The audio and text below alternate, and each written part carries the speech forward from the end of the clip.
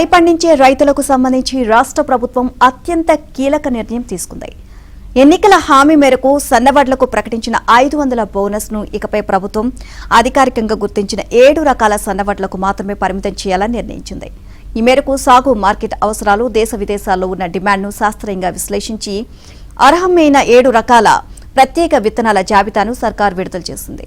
ప్రభుత్వ ప్రకటన ప్రకారం బీపీటీ 5204 సాంబ మసూరి ఆర్ఎన్ఆర్ 15048 తెలంగాణ సోనా, ఇక హెచ్ఎంటీ సోనా, జై శ్రీరామ్, కేఎన్ఎం 1638, డబ్ల్యూజీఎల్ 44 సిద్ధి, కేఎన్ఎం 7715 రకాల విత్తనాల్లో బోనస్ చెల్లింపునకు అర్హమైనవిగా గుర్తించారు. ఎన్నికల హామీల్లో భాగంగా రైతులకు బోనస్ ఇవ్వాలి అనుకున్నప్పుడు రాష్ట్రంలో 33 సన్నవడ్ల రకాలు ఉన్నట్లు వ్యవసాయ శాస్త్రవేత్తలు గుర్తించారు.